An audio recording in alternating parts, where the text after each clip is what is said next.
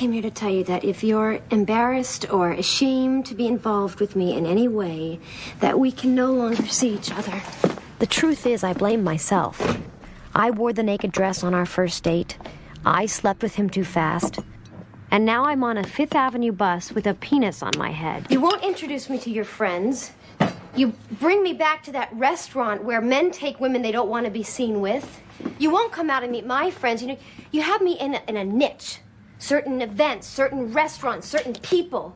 Like I'm only a particular fragment of the kind of person you think that you should be dating. I should have been jumping for joy. But I only felt a hard knot of fear. So you and me? Then maybe this is for real?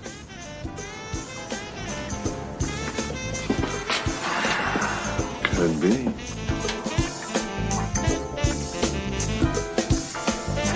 The reason that Mr. Big chose Carrie was because she made him the prize. At the end of the day, she was always his second choice. So let's get into it. So my issue with Carrie is that it was evident that she did not love herself and she wasn't doing anything about it. She didn't F with herself. And the moment she met Mr. Big, she decided he was better than her.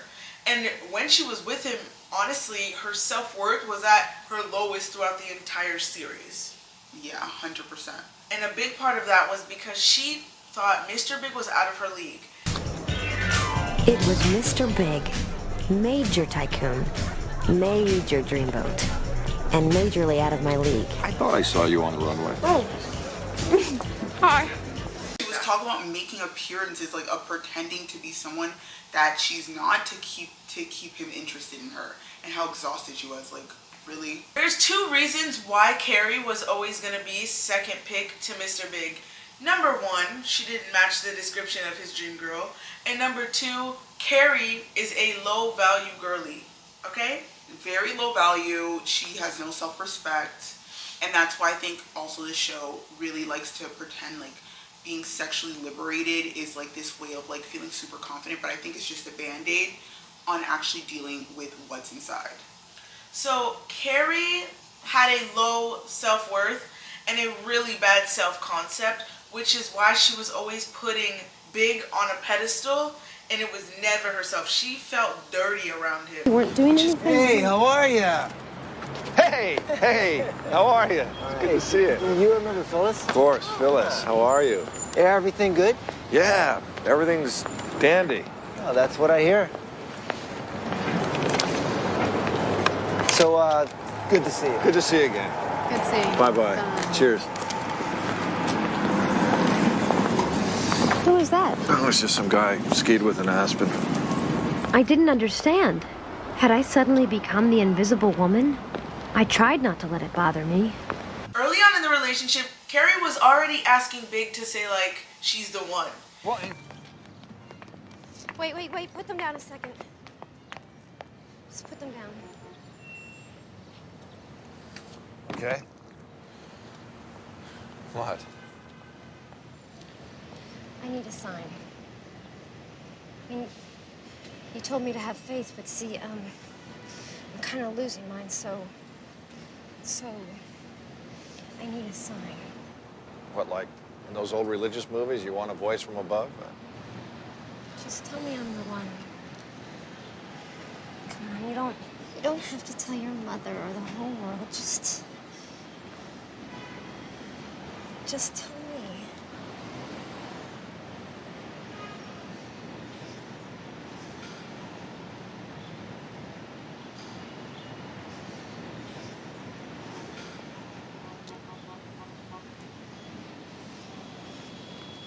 Can't do this.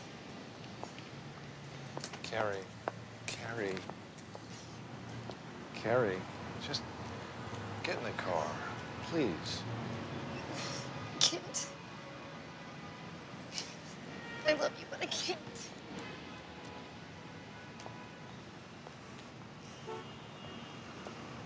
So that's it?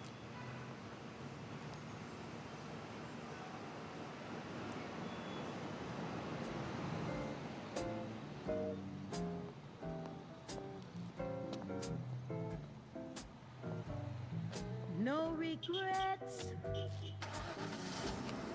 Although our love affair has gone. He didn't feel that way. And then he went back in his car.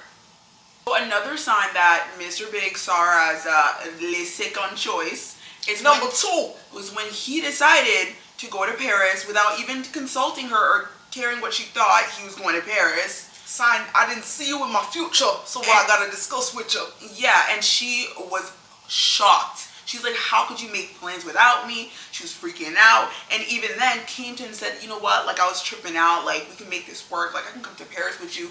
He's like, girl. It kills me that she said I could come to Paris with you, and this guy's like, yeah, as long as you're coming to Paris for yourself. Like, for you.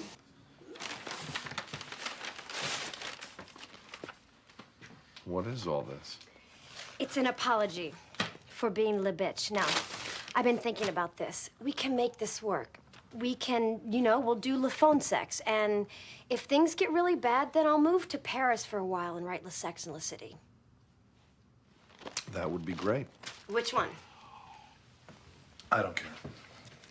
But you'd be moving to Paris for yourself, right? I mean, don't move for me. Well, why would I move to Paris if it wasn't for you? No, I'm just saying, I don't want you to uproot your life and expect anything. I am such an idiot! What the fuck? I'm running around town in a beret, buying your greasy food, and you don't even care if I'm in your life. Would you calm down? No, you know what? I am so tired of calming down. Look, I have to be in a relationship where if I have to go to Paris, I have to go to Paris. Fine, go to Paris, and then what happens to us next year when you decide you just have to go to Brazil? This isn't about us. This is about work. No, this isn't about work. This is about us getting closer and you getting so freaked out that you have to put an ocean between us. I don't want to talk about this anymore. Why is it so hard for you to factor me into your life in any real way?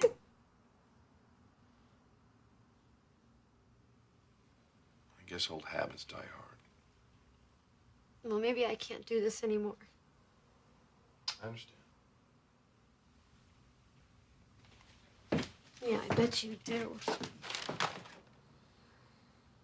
You said you loved me. And she's like really confused, like, why can't this man factor me in his life? But that's rule number one, ladies. When you like a man, he will make you in his plans no matter where he's going, no matter what he's doing. If he loves you and you're number one in his life, he will always factor you in his plan. He'll never not. That's just how it goes. You don't have to factor him. You never have to factor him. He will factor you in. All that begging, all that freaking out, that was already telling her he never saw her as number one, ever. There, stranger. Melissa, this is Carrie Bradshaw. Hi, love your column, never miss it. Oh, wow, thanks. I've been trying to call you. Yeah, you know. Still have my passport. She's a friend I once traveled with. Internationally, I would imagine. All right, Max, I want you to meet someone very special. Julia. Actually, it's Carrie. Carrie, well, welcome. Carrie writes this fantastic column in the New York Star. It's called Sex in the City. Well, if you're looking for material, you're dating the right man. Ah, thank you, Max. Thank you very much. Are we dating? I thought we were just sleeping together. Oh, well, I'm sure after tonight we won't be doing much of either. Excuse me. How many women are you dating? In the tri-state area? Well, let's see. There's me, Julia. Oh, and let's not forget International Melissa. Carrie, I'm not doing this here. Fine. What do you want from me? What do I want from you? Nothing. I don't want anything from you. I have to go, I'm sorry. I felt like a fool. I had gone so far out on a limb with my feelings that I didn't realize I was standing out there alone. Okay, so Carrie was definitely the second choice, and that became even more evident when Natasha came into the picture. Not only did this whole Paris debacle happen, he goes to Paris actually meets a woman who is the complete opposite of Carrie. If anything, she's a lot like Charlotte, and I believe Carrie is a secret Charlotte hater envying her Like heart. she's jealous of her 100%. Yeah. And I think it's because of the way they carry themselves and they have higher standards. When you have higher standards for yourself, that's what makes you more of a high value woman, because you have higher self-respect. And women with low self-respect will always look down on you because you project what they can't be, and it just pushes out their own insecurity, so they hate you for that. As we all know, she centers Mr. Big. Whatever Mr. Big feels about her is the truth. Yeah, and like that's how she defines herself as a person. So, and guys, look how he went to Paris and he's already engaged. She didn't, like, she's freaking out. He didn't factor me in, all that. Went to Paris, found a girl, boom, ring on finger. A man knows what he wants. He knew from day one she was never number one, not for real. He will always see you as his backup plan. Like, look at the way you're always running after him like a Zork. He knows he can always come back. To the point when he was engaged, she asked Mr. Big to please tell her why he didn't pick her. To the site of the big engagement party. I had no intention of going in, but it was on my way home.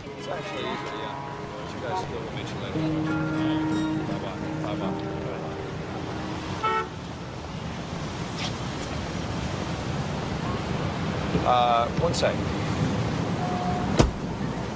I had a choice. I could run, or I could stand and ask him the question that, if I didn't ask, would haunt me the rest of my life. I thought by the time I got here, I'd know what to say. And? Well, you're late. The party's over. I'll say it is. Funny. Anyway, I was just on my way home and... Hey, I have a question for you. Why wasn't it me? Carrie. No, seriously. I really need to hear you say it. Come on, be a friend. I don't know. It just got so hard. And she's... Yeah.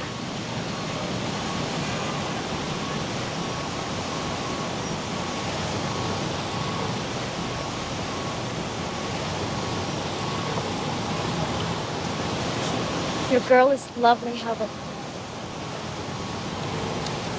I don't get it. And you never did.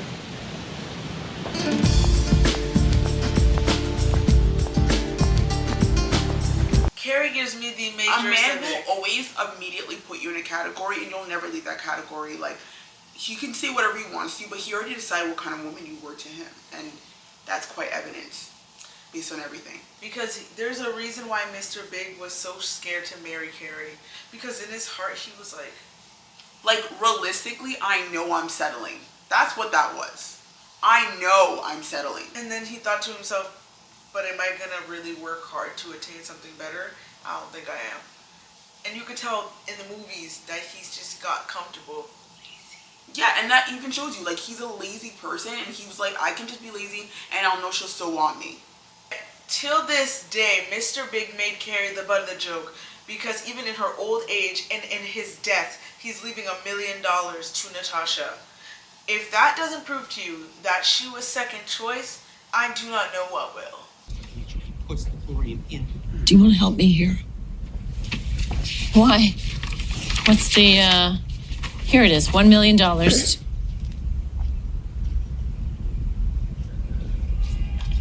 What's all the drama? What's the charity?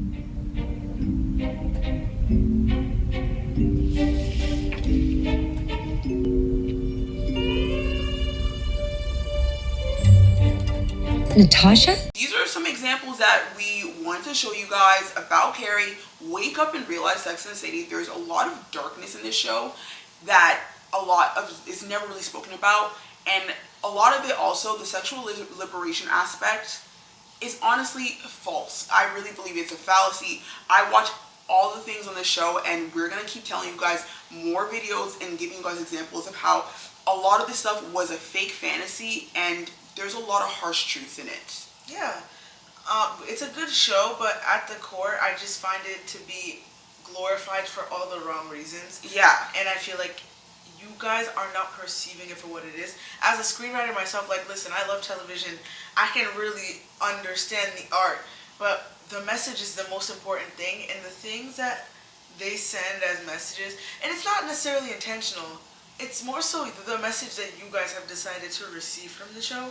I don't agree with it's like, I don't feel like you guys got it, because when I watched it, I feel like Darren Star wrote a show about a woman who was literally insecure. Like, he was fully aware of the kind of person he was writing about. Yeah, you could tell 100%, and made sure to show you how she was being treated.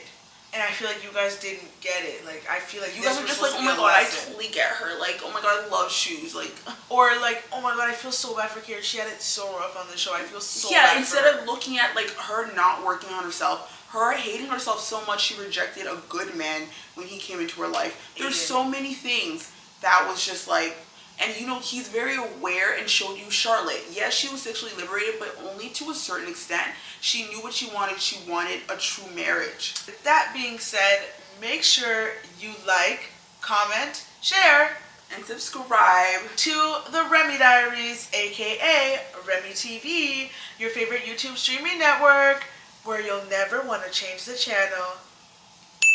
Bye.